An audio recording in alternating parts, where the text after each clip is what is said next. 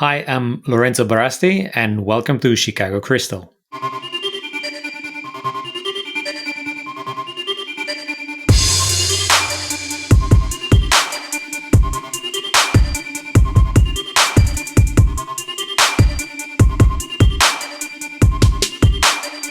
So welcome, Lorenzo, to Chicago Crystal. And just to introduce yourself to our guests, who are you and what are you doing right now? Hi, everyone. I'm Lorenzo. I'm working as engineering manager in a company called Babylon Health, which is a startup in the area of healthcare and tech. And I've been doing this for around 3 years now. And in my spare time, I started picking up a weird little passion for an engineering manager, especially, which is doing some Crystal screencasts and tutorials. Yeah, I love them. I'm sure people from the community have seen them.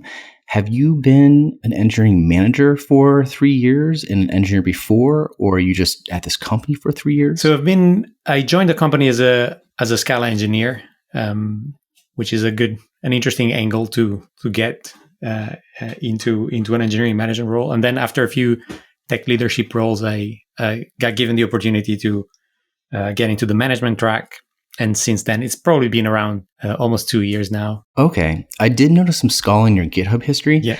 I was super curious how you like Scala. I had some previous experience with it. I really enjoyed working as a Scala engineer. And it's one of those, I think, there's always different ways of approaching programming languages. Scala is one of those where if you're keen, then you can really get a lot of value from spending extra time on the language and kind of making yourself familiar with it and doing deep dives into how it works. Not all the languages are maybe like that, right? It's that sometimes you tend to use the language just as a mean to an end. Scala is one of those where it feels like there's value in just exploring the language for the sake of it. And so I found that very interesting. It was also my first interaction with functional programming languages.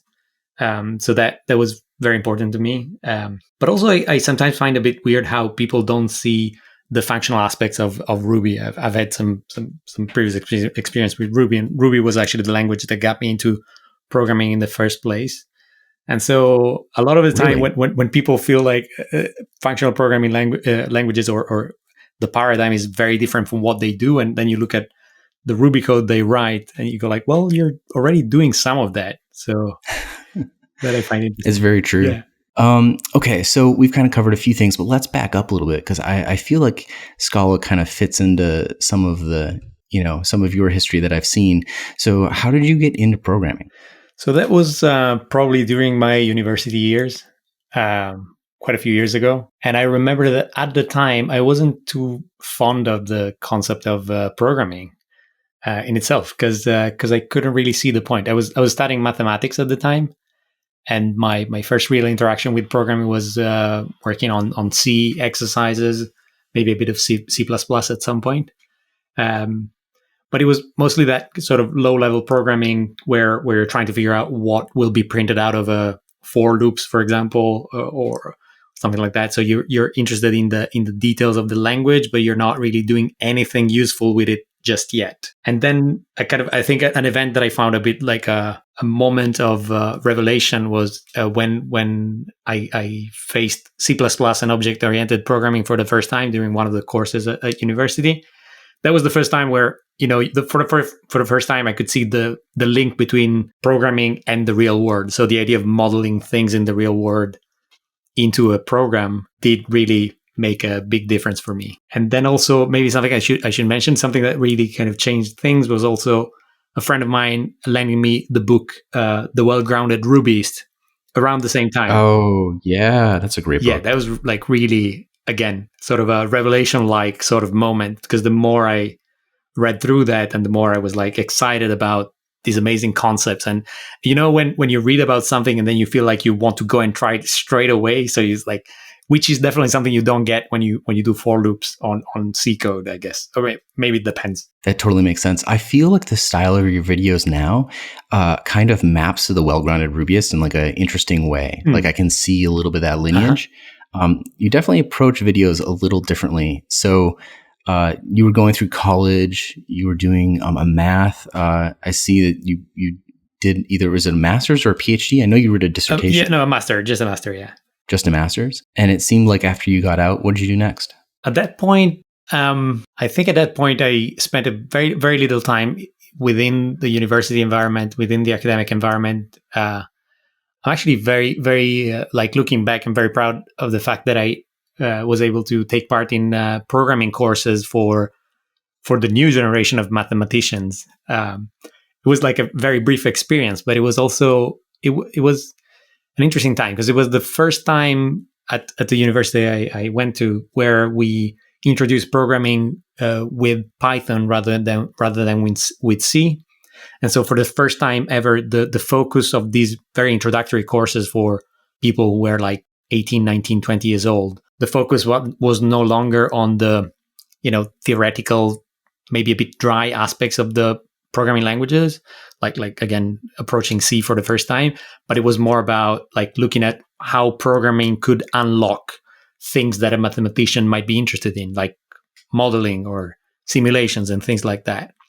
And so I was like very lucky to be part of that, first movement, first big change at university. And then after that, I started looking for a job straight away. I was lucky in the sense that it took me a few more years than expected to finish university for reasons that I don't regret at all. So I'm very happy about that.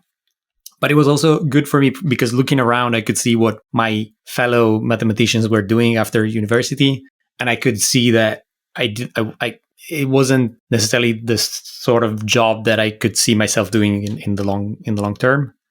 And that actually kind of pushed me to start looking for a job outside of Italy, which is where I'm from. And when you look for jobs on an international scale, it's this amazing thing where if you are lucky enough and privileged enough to be able to get access to a big job market, it becomes a lot easier to find a job that matches your expectation and your, whatever you feel like you want to do. And it was a bit like that for me. So after university, I found a job at Ocado, which is a company that works in it's an online supermarket, but it's way more than that. It's a bit of a reductive way of talking about it. And it's also a company that is finding great fortune right now with the lockdown and all of that. But that's a separate story. And so that was my, Yeah. it was a bit of I was 28 at the time. So it kind of altogether kind of wrapped up my studies and then moved to London and started a new job all in one go. And it's now been seven years. Wow. Now you're moving to London. You're kind of in your late 20s. You're getting out of university.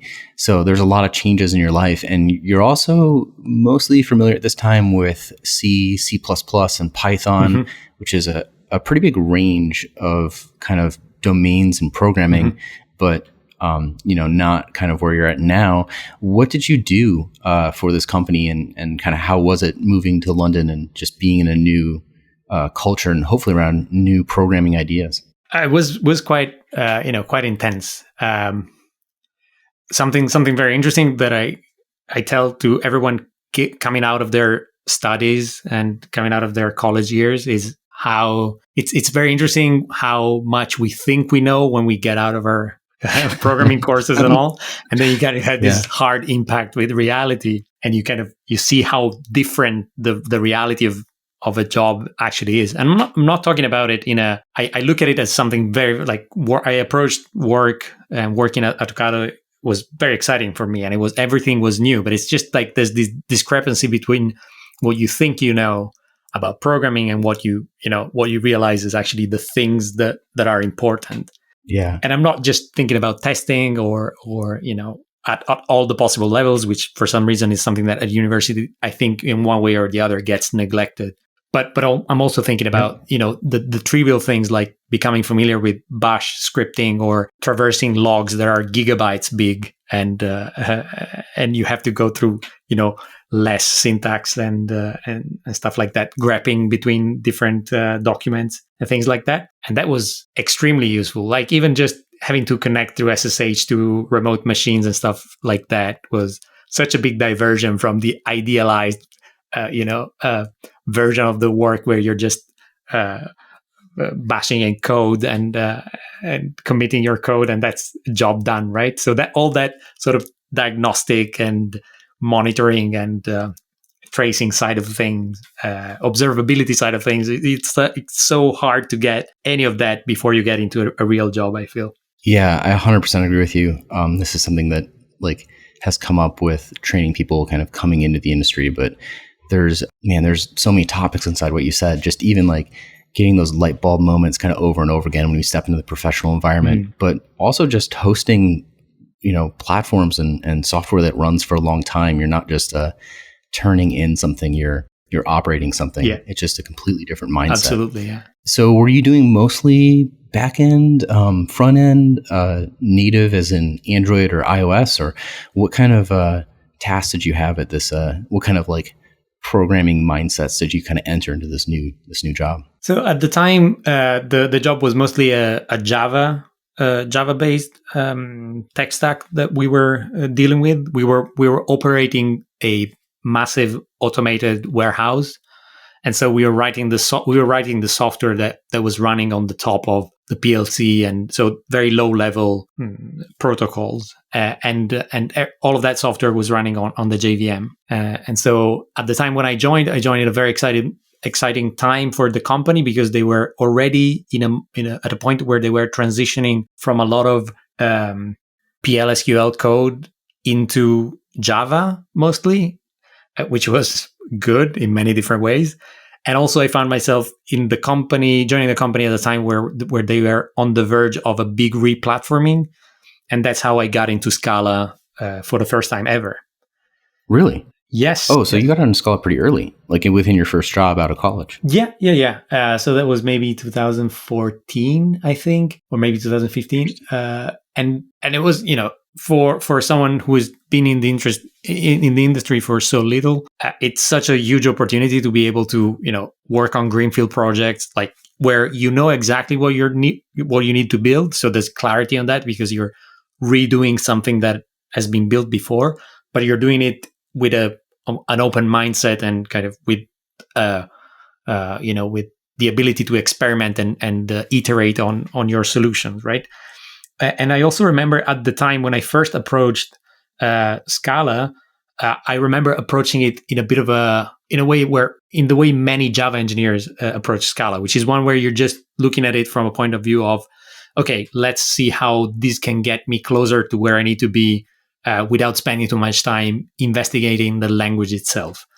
But I found, and that was okay maybe at the beginning, but then I guess I was lucky enough to be surrounded by people that were very passionate about technology, and their passion actually drew me into a mindset where I wanted to learn more about functional programming, about Scala, and I could see finally the benefits of this new paradigm and understand why it doesn't really make sense to write Scala the same way you write Java, but it makes sense to invest that extra bit of time to understand a few of the concepts that are foundational to Scala.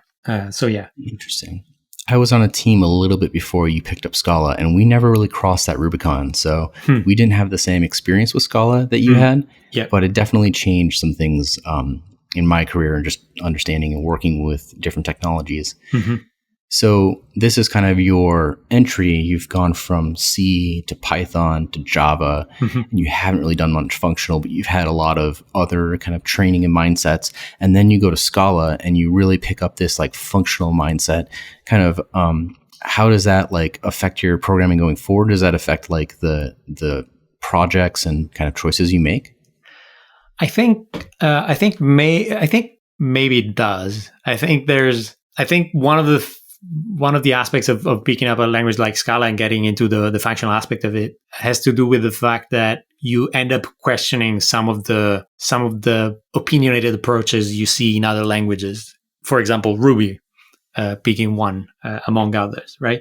So, for example, some of the practices around Ruby tend to, because it's such an object-oriented language, tend to make everything a class, embed static methods into classes, endorse mutable state at a level where maybe you might get more benefits from not doing that, right? But because that's the status quo and that's how, sometimes people and even senior engineers are quite prescriptive about these sort of things. You end up implementing patterns just for the sake of implementing the pattern. So I think stepping into a world like the Scala one, where you had literally no status quo, because the language has not been around. Like you have, and I think that's the exciting part. And I think that's also what I find exciting about Crystal, which is no one knows what the best practices are with Crystal, right?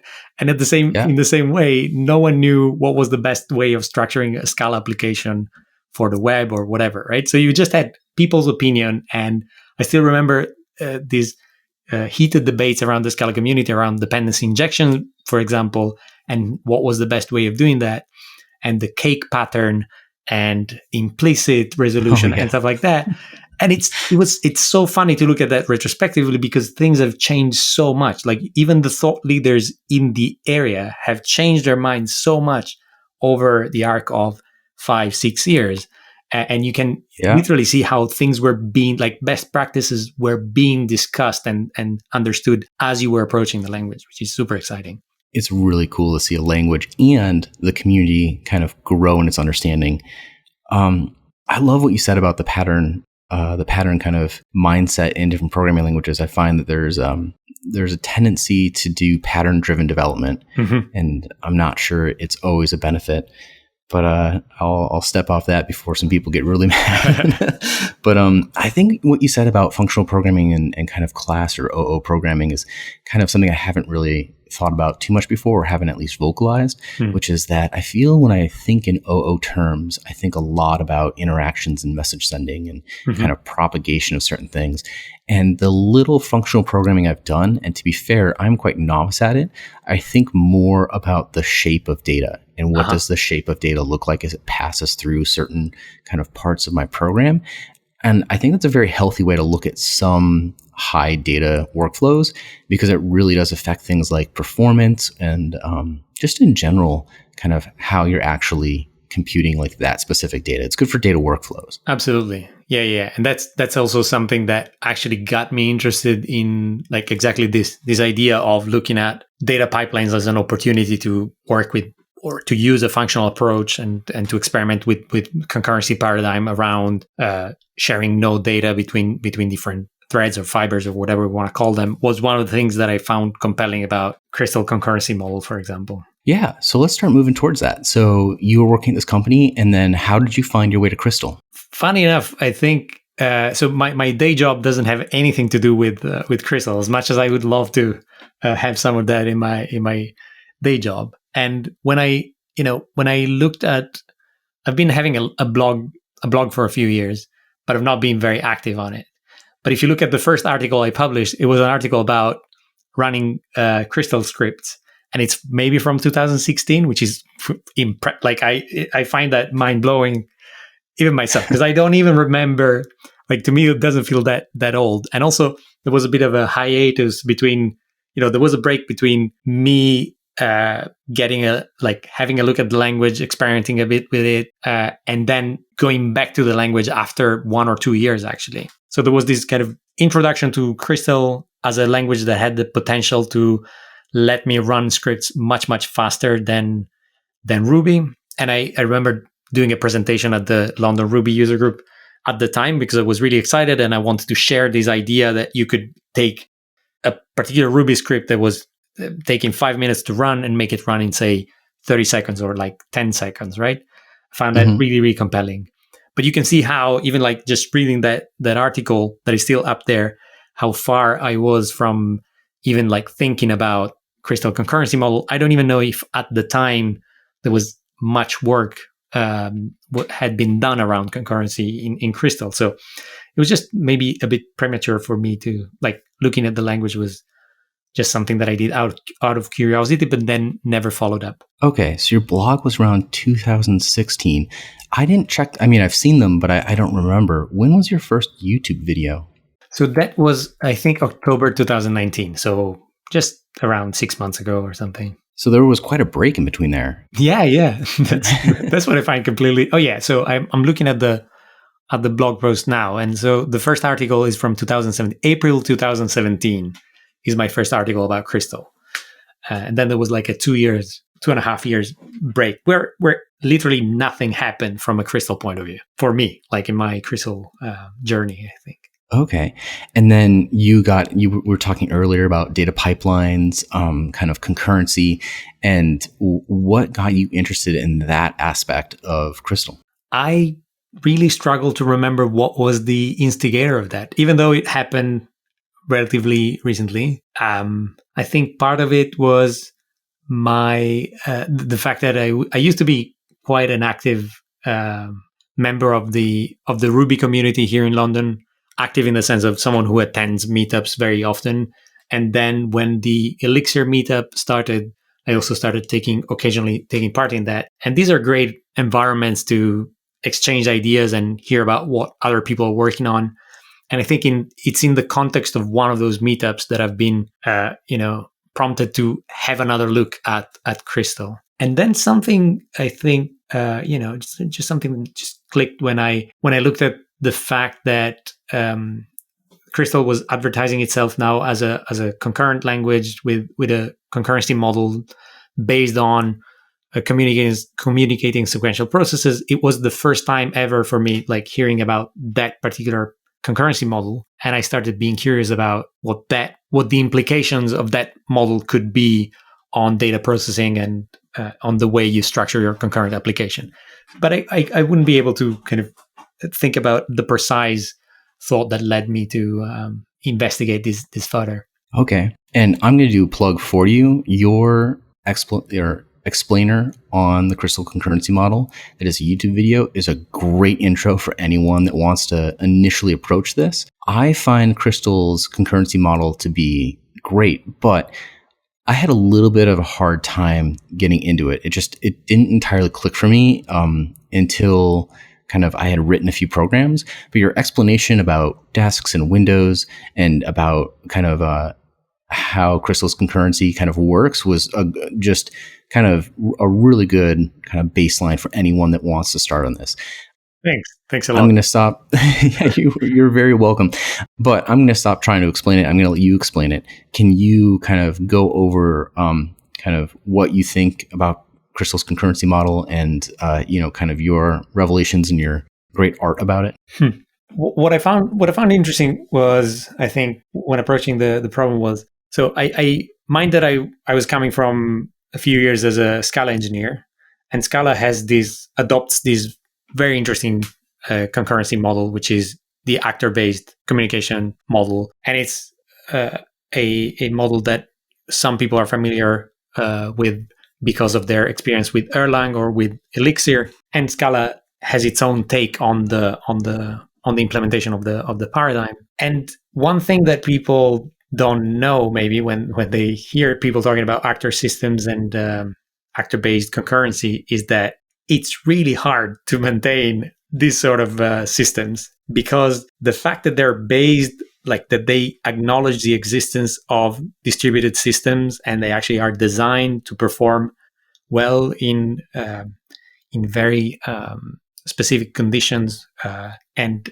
with a set of requirements that are not necessarily your everyday requirements, make them harder to maintain than other paradigm, than application written in other concurrency paradigm. And then you contrast that with the communicating sequential processing approach, which is way, way simpler, but does have some concept that feels sort of complementary to the actor-based approach, where you still have this idea of having an active process of some sort, like a fiber in the case of Crystal, or which is the process in communicating sequential processes. But at the same time, you don't have the overhead of having this centralized actor system management and this idea of mailboxes that can fill up and explode on your face and all this. And again, it's simpler because it's solving simpler problems, but also it's solving problems that most people have to deal with,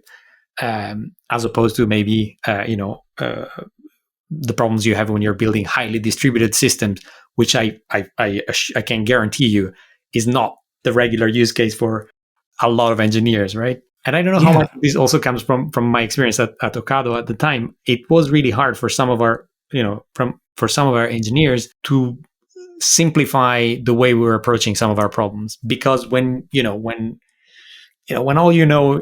when all you have is a hammer, everything looks like a nail. And so we were finding ourselves trying to sometimes use very advanced features of the language and of the amazing libraries that are built in Scala, like akka, when we probably didn't really need to get that far in the spectrum of adoption of these sort of practices. This is a really interesting kind of idea that you're talking about. And like, I think it's something that I've spoken with a few core team members about. But the problem set that core team members find, I feel like makes those solutions make their way into the language. Mm-hmm. And then when people pick up the language, they look at those solutions and they apply those solutions to other things. It's a very interesting feedback cycle where a language can create features that then kind of help people determine how to make systems.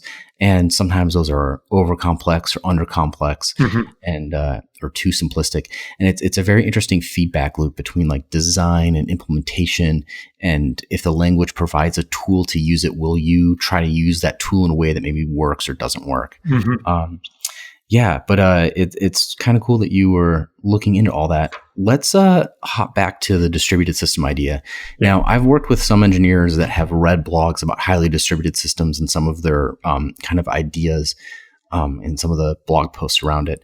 Now, someone who has a web server with maybe a dozen queues and those queues have background workers, is that a distributed system? And like, why is that different than the distributed system you're talking about? Like normal web server with like 12 different queues for background workers. I mean, yeah, of course it is. It is a distributed system to all the extents, at least from what I can see, in the sense that you have the functionality of your application is distributed across different machines, and each machine have different roles in the bigger design, right? I think that's to some extent a simple way of distributing your system, in the sense that you have a very precise idea of who is the master in this model and who are the workers. And there's this idea that still most of the business logic is probably centralized, or at least the business logic that doesn't need to scale is centralized in a single pod or instance or whatever. And then you have a bunch of workers doing background things, right? And that's how, in my understanding and in my experience, most Rails application end up being structured, right? So you have, as a matter of fact, you actually have this massive monolith, very likely, and then a bunch of workers doing the background tasks. But that's, as much as it is an example of distributed applications, the scary bit about distributed application, and I think, thinking back to Erlang and akka and Elixir, and the sort of problems those languages are trying to solve, those technologies are trying to solve, goes a step further. And it's this idea of making it almost transparent to your application where functionality of your system is distributed. So to the point that you don't even care anymore about the concept of a master and a set of workers anymore. And it's just the idea of having a bunch of different functionality in your application, and they might be running on any node of a set of 10 different nodes. And you have what the runtime gives you that you will not have to take care of yourself is the fact that if one of these instances goes down, the runtime will make sure that instance, that the functionality of that instance is now covered by another node in your application. And I guess you can see straight away how different that is from a master worker sort of model, right? Where it's a completely different aspiration for your application, right? It's a different way of looking at distribution. It's not roles are not that well defined anymore, and you're taking things to the next level in terms of the sort of resiliency and scalability you want your application to display. I don't know if I made any sense. I think that made a lot of sense. Hopefully that is a great primer for people who are kind of hopping in this space. I have to say that I am quite new to this space. I've messed with the OTP model in Elixir, and that's about as far as I've gone. So hopefully people that have come into this and now have a pretty good understanding. And jumping into that, you've done kind of two very interesting things with this, and one that we haven't covered much yet, which is the code you've written. Now, some of it's not all some of the projects that you use in your videos and your blog posts aren't ones that you've made, but you kind of take I would say like a research first approach to Mhm. understanding distributed systems, and you use a lot more statistics libraries than I've seen anyone else talk about in the distributed systems kind of space. So can you go over kind of like a little bit of how you think about kind of your work and your videos and your blog posts, and kind of the nature of proving them out with your stats libraries? Sure. So I think part of it is for example, the experiments with statistics and sampling random variables and doing a bit of. I did a set of videos about discrete event simulation, which is something I'm just really keen on playing with and just having fun with. So some of it is just personal curiosity, and again, these remind me of my first times working on my toy Ruby projects. It's that in like amazing time where the language inspires you to build something great or something fun, and I think that's something that Ruby taught everyone to do. And I think I don't know if you've ever, there was that interesting, there's a conference called Keep Ruby Weird or something, Yep. and I Yeah, I think think that's that's it's a in Austin, right? great, yeah, and that's a great name for. I think it fits what the Ruby community is about or used to be about very, very well, Yeah. because it's this idea of looking at the language as something that can unlock the creativity and all the make the ideas of people coming from many different backgrounds reality, right? So some, Yeah. going back to your original question, some of this is just personal experimentation. Like you look at the language, you see that the language gives you an amazing tool to build whatever you think is interesting, right? And then you just go and do it.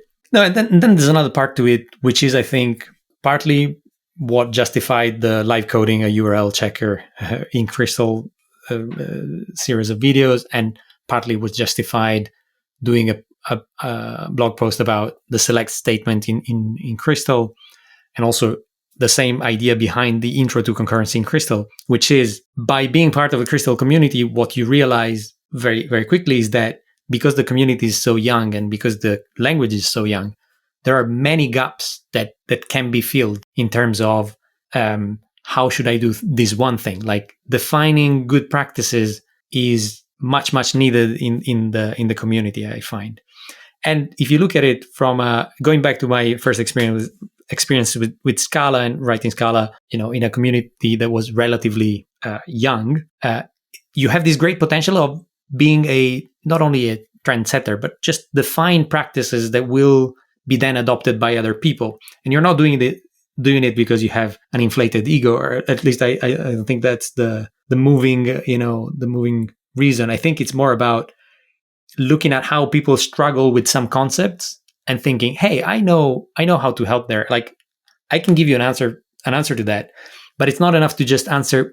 Often you see if you spend some time on the Gitter channel of the Crystal community, which is pretty amazing and super active, and I love it because people are so helpful, you will realize that often people ask questions about very small things, but you can see that behind those small questions and small problems, there's a bigger need for sources of truth, or at least for some authoritative opinion about how things should be done, right? And now, and this goes back to me picking up some of these challenges. When I started looking into the CSP paradigm myself, I knew nothing about it. But then, as you said, I do enjoy that research-based approach. And when you figure out that a neighbor language like Golang is actually using that paradigm, and they've been doing that for years, and there's a lot of good practices around it and amazing books written around it, then you go like, you can see you could really bridge that gap and say, hey, why can't we just go and look at the best practices in that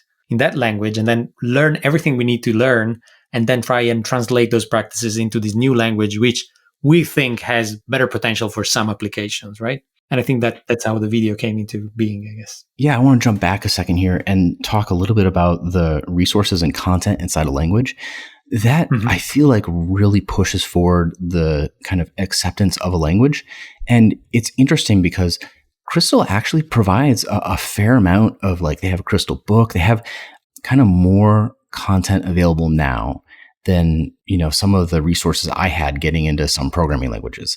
And I feel like this has become more popular as online kind of content generation, just like the Rust book, just all these things have just become easier and easier to aggregate like people's contributions and publish it and all this stuff. But at the same time now there's an expected like level of content out there. And I just think it's interesting that Crystal seems to have a lot of content out there, yet people really expect more content. Is that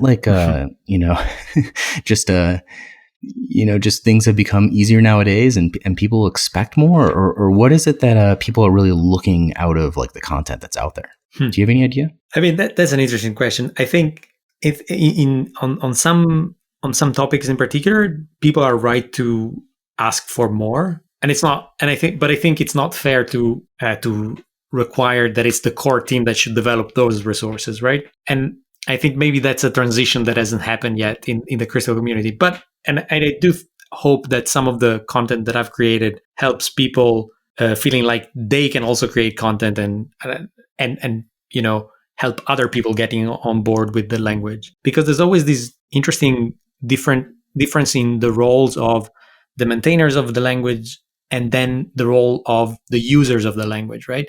So, for example, if you look at the history of Ruby, not that that I know a lot, but when you look at the history of Ruby that I know of, there's this idea that Ruby is its own language, and then what made the language amazing is not necessarily the core team making the language great, but the people using the language in ways that were not even thought of before, right? So it's like this idea of thinking, I'm now able to build this not because I'm great at building things, but because for the first time, a language allows me to translate my thoughts into something concrete. And if you look at Rails, it's a great example of how it's the users of the language that make the fortune of the language rather than the core team itself.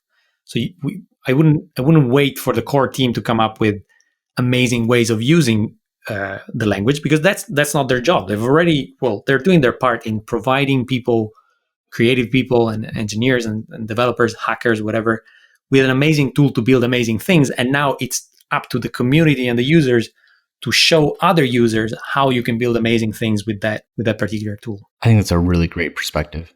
Yeah, and I think the hunger for more content is good. Like the people should be looking for more content, and I think that's also something I started to do with my blog post about statistics.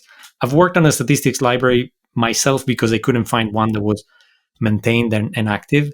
But at the same time, I was looking for other shards that can actually make that can amplify the way you create things, right? So, for example, the idea of, hey, there's someone who's looked into integrating Crystal, like writing a Crystal library that interacts with GNU-plot, for example, and that allows you to generate beautiful graphs. So it's this idea of using everything that the amazing people in the community have done and also kind of lift each other up, right? Because there's this compound effect of building on the top of what someone else has built and being able to create something way bigger than say someone that is sitting in their corner and just building everything from scratch by themselves, right? So I think this is going to play a big role, and I think this is why, for example, your podcast, for example, is a great example of how this can happen. It's this idea of letting people know about all the amazing work that has been done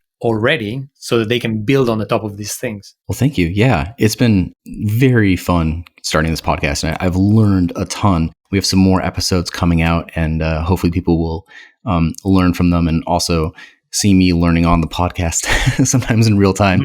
I think it's a really good way to kind of observe and look at the community. I'm really curious about a few things here. Let's see here. Okay, let's jump back to your statistics library. So I love kind of the work that you've done in that stats library, and I'm just really curious. It's the most declarative library. It's the most declarative way to look at statistics. I haven't worked with statistics that much. Is that common, or is that just kind of the way that you kind of built on that? What makes you say that? Are you thinking about? Can you give me an example in particular that makes you feel like that's very declarative, and then I can bridge the gap?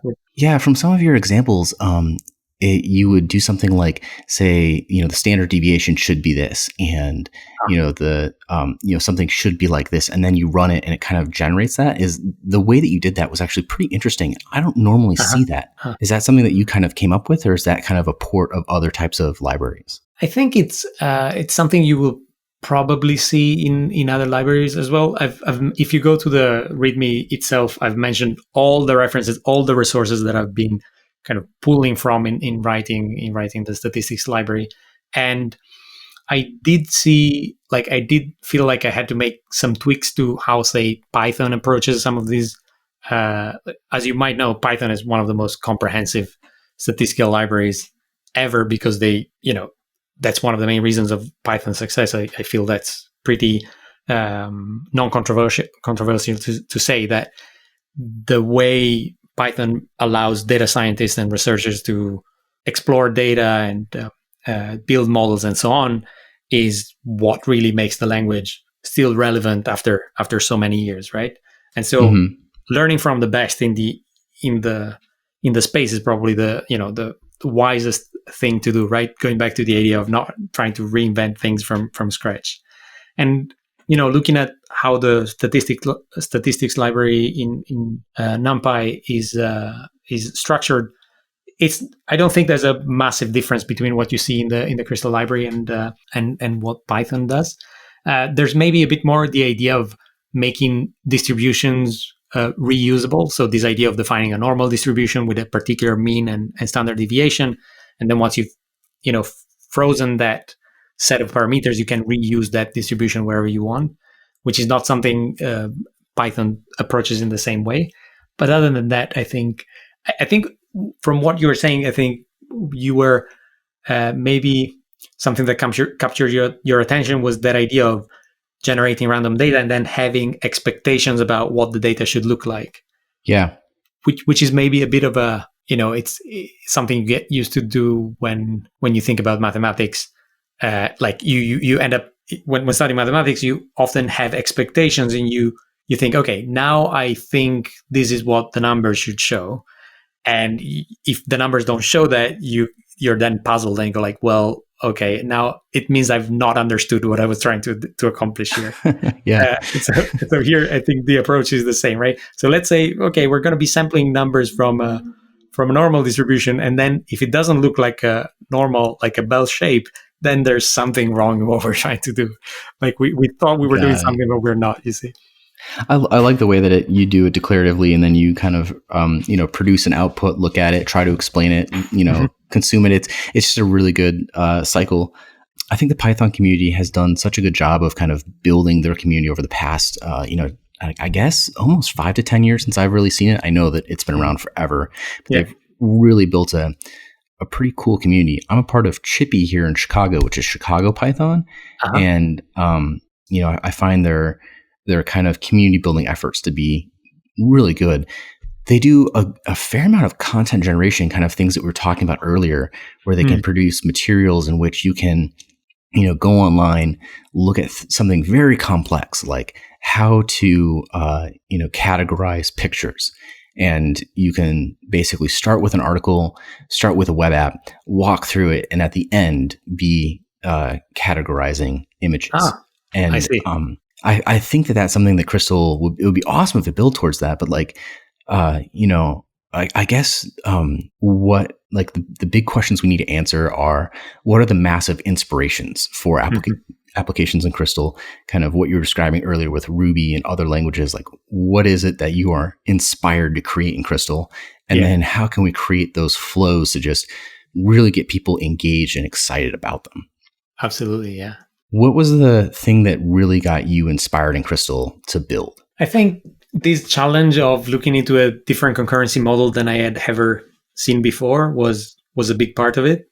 I'm not too, and of course the fact that the syntax is heavily based on Ruby's syntax, both things that made me want to know more about the language. So I think that the proximity with Ruby syntax, I still believe is one of the biggest assets Crystal has. Not because of the copycat effect, but because it just makes it because Ruby's decisions were actually good in many ways. So it doesn't make sense to just try and reinvent what an expressive language should look like, because you have a very good example to start from, you know? And Yeah. if that also means that people can, and I think that's something we don't do enough in the community, that mostly means that people can go and look at Ruby tutorials and then port them into Crystal code, Oh, wow. That's especially. fascinating. Yeah. Yeah, and I think especially when it comes to, say, and I'm just going to mention a few things that I think are super common in terms of ways people want to use the language. If you look at, say, file input output, or reading resources from the internet, or opening processes, opening an SSH connection using running shell commands from inside your application, or reading, transforming, ETL sort of jobs, you can literally, I think, I'm fairly confident you can go read through a Ruby tutorial and with very little effort, and you just go like, okay, now I know how I'm going to do it in Crystal, which is great, right? Because that's what you want. Yeah, that's a really good point. Yeah, we do miss a lot of those kind of basic tutorials that would be very, very good to kind of port from Ruby tutorials. When you were saying that, I was just thinking of learn of Python the hard way, or learn Ruby the hard way, learn all those things the hard way. Obviously, you don't want to copy someone's copyrighted work, but it's interesting that we don't really have just kind of a book that you can walk through in Crystal and do kind of those level of things, just learning language, the hard way from the ground up. Yeah. It would be a really big benefit, I think, to the community. Just talking to you, I'm kind of already seeing so many of the gaps in kind of the in the content that we have out there. I think that I've just been, sitting on the GitHub issues for so long and the Gitter for so long that I know how to do certain things in Crystal, and also I've done them. So I don't have to think about, kind of just like opening files, reading CSVs, done a fair amount of CSV parsing and other things like that. So it would be very nice to have those in a place that people could find them. And I think it would just help people kind of, walk in the language a little bit easier. I think also what you're talking about with kind of what we have both been discussing earlier with kind of the higher level, just like what does this language really inspire you to do, whether it's image categorization or other things like that, and just having a high level walkthrough of something very inspiring, kind of the Rails blog in whatever it was, 20 minutes, kind of walkthrough would be so nice to have in kind of the Crystal community, kind of really inspiring tutorials. Make the zombie Twitter, which used to be a very popular tutorial, in Crystal. I think it's interesting because for me, Crystal fits so many things. I can't think of the thing that it would be like the most inspiring out of other languages to build, but it would just be nice to have some of those, like, really, kind of ways to help people kind of cross that bridge into the language. Yeah, I find, and I'm going back to a message that one of the members of the core team was kind enough to post on Reddit or somewhere. He was saying, "Oh, I really like this content, and it's great because it showcases some of the great libraries that are available in Crystal." I think that's something we are missing a lot in the community. Like just having someone showcasing the great potential of the libraries that exist already, that would make such a massive difference. And lately, I've been playing with parser combinators, which are super interesting way of parsing strings without having to resort to the infamous regular expression approach to everything, where no matter what you're trying to do with strings, you just go like, yeah, I'm going to write a regular expression for that, and then you're going to regret that at some point. And it's great that there are some pretty amazing shards to build a language grammar and a parser for a language in a very simple way. And I think, for example, the space of building languages, like building domain-specific languages, thanks to Crystal, I think is one of the, might be one of those inspirations we were talking about earlier. Like, you want to build a language? Great. Use Crystal to build that language, because it's going to be it's going to make it very easy for you to build a compiler, to define a grammar, to define an interpreter and so on and so forth. Yeah, there used to be a fair amount of language development in Crystal, and I always thought it was really fascinating. We are talking about it during the first podcast that was released, but Mist is one of my favorite languages, and it was written in Crystal. I'm not a very big functional programming guy, but I had a lot of fun with that. And then there's been other ones that have come along. There was a Pony replica, and there was also a few other ones. I'm trying to think. There was Mint. There's just been a few, and I think it's it was interesting for me to see a fair amount of language development in Crystal, not on Crystal, but of a completely independent language. And what you said about regexes, man, that totally, I identify with that a lot. I can't, the amount of times that people have written, regexes to try to figure out if there's a phone number in something or whatever. Yeah. It would be very nice to write, to have a DSL for a very declarative way to expect a string to look or to contain something and not have to fire up an entire, regex engine in order to figure out whether or not this contains, 10 digits with or without things in between.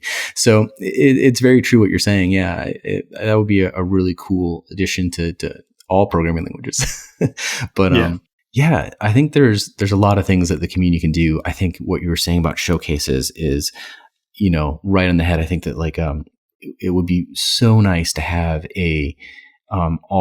showcases that we can have of what this language can really do. And I think that there's a lot of things that Crystal, both in its predictability, like you can write all this and it will stop you from doing bad things.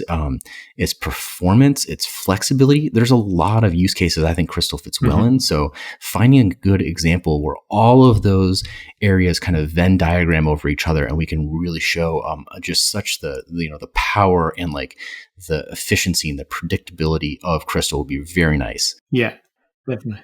And I think on the topic, I think, for example, performance is one of those where, like, I personally don't have any interest in writing performant code at the moment, in the sense that it's because it's all for projects that are not going to production anytime soon, or that my aims are not around making the application run for 1 million users. So I don't have that. That's not what drives my interest towards the language. But I find it really fascinating that that's actually the number one reason for many, many people to look into Crystal in the first place. So anytime I see a blog post or a forum topic about Crystal performance, at first I cringe a bit, because I'm like, yeah, I mean, that's not the point, man. But then on the other hand, I do actually, when I do go in and read the topics themselves, I actually do appreciate that people are really keen, because, it's all about the problems different people have, right? So performance is not a problem for me, but it's definitely a problem for a large chunk of people. So even though when I look at benchmarks, I go like, oh, well, is that really relevant? Or like, does it really make a difference, that half a second that you gain? Can you really make the point of using this language rather than this other language because of that?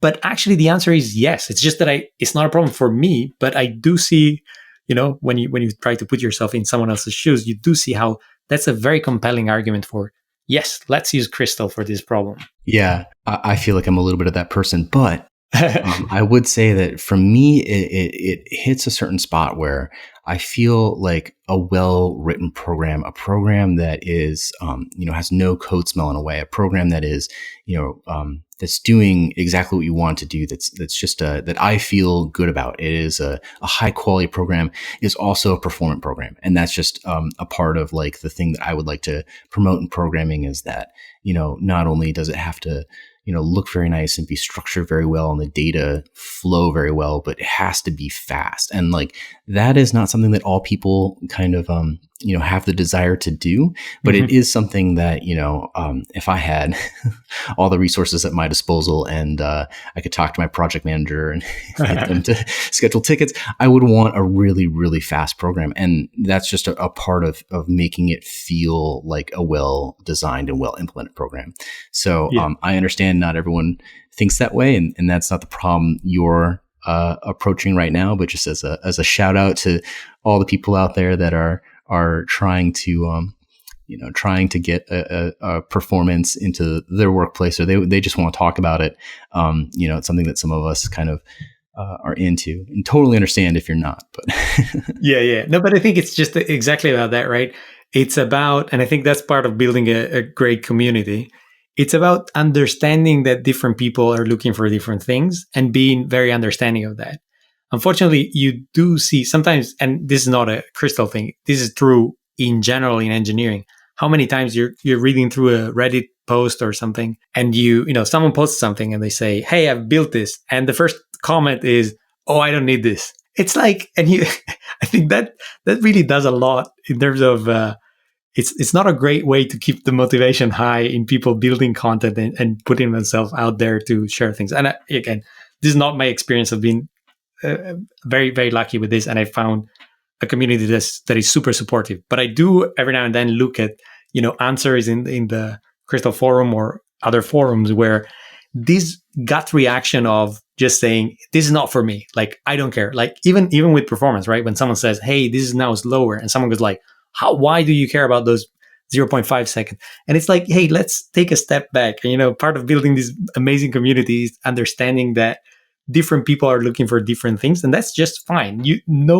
We don't need to hear everyone's opinion on that, on a particular topic. It's fine. It's like, it's not your problem, but it's someone else's problem. Let people help the way they can, I guess.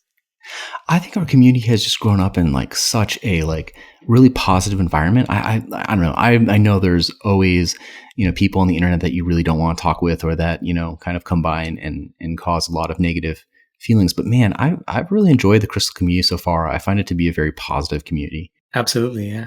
I think we're lucky. I think that's part of that's part of the reason why people want to be part of it. I do feel like it would be good to I think we are missing spaces to actually come together as a community. Like, for example, the Chicago Crystal meetup was, in my mind, one of the few gathering places for Crystal folks. But if I ask you to mention another one, or like even just having a one-day conference or something like that, we're still missing that. And I think we have a lot of it would be fairly straightforward to put together a set list or a program for a one-day conference. It's just that we haven't seen that yet. Yeah. So I without saying too much on the podcast, there has been work towards that, and coronavirus has really been a difficulty in getting that to move forward, but we'll have to talk about it more offline. I have so many notes for you here about cooperative versus preemptive multitasking, schedulers, event loops, but we're kind of running out of time. So I would love to have you back. But wow. I was going to ask if you had any kind of shout outs to the community, things that people can either, follow your work, or if you need help on something. Is there an ask that you have for the community? I think I'm not thinking about getting help for myself just yet, because I'm not working on anything big at the moment. But I do second what I think it was Johannes. I hope I'm pronouncing his name right. Johannes Muller, one of the core team members. I second what he's saying, that we do need to get the word out about how many great libraries and shards have been built. And so I think my invitation, my challenge to the people listening to this is, please start writing or start blogging or recording videos or podcasts about your favorite shards and libraries you find yourself being, like, the libraries that make you more proficient or that inspired you to build something amazing. And I think that's actually something I'll try to focus on more in the future, which is, let's look at the libraries we have and let's build something with those libraries so that people know that they are around. And next time they need to build a REPL or a parser, they will know where to look because they've seen one example of that. It's a really good point. If anyone is working on a library like that they really want to put out in the Crystal community, tweet at Chicago Crystal and I'll retweet it. It's a very small platform and not, a ton of people probably are looking at any one point. But if you are trying to get some promotion for something you're working on, I'm willing to help you promote the cool thing you're working on. So talking about Twitter, where can people find you online, either on YouTube or Twitter? They can find me on both, actually. So on I think Twitter is the best way to get through all the other through to all the other platforms. So Barasti on Twitter is my handle. But I guess if you just go for the Crystal Language, the official account of Crystal Language, I will somewhere appear somewhere on the list of tweets. And I think, and that's because we need to make a bit more noise about all the great things that are happening. And I am a bit loud on Twitter, and more people I think should be loud on Twitter. But for now, if you're listening to this in 2020, I think I'm fairly confident if you just go to the Crystal Language official Twitter account, I will be somewhere on the retweets. Awesome. And I am Jack Thorne, or otherwise known as 123 or WONTRUEFREE on Twitter and GitHub and all the places. This is Chicago Crystal, which is Chicago_Crystal on Twitter. Thank you all for listening. And thanks for having me, Jack. Great stuff. You are so welcome. I'm really glad that you're able to join. A big thank you to our producer, Christy Flores, who edits these podcasts, and our DJ, Bill Wesley, who provides the tracks and samples for these episodes. This was an episode of Chicago Crystal, building community and getting stuff made in our favorite language. We'll see you soon.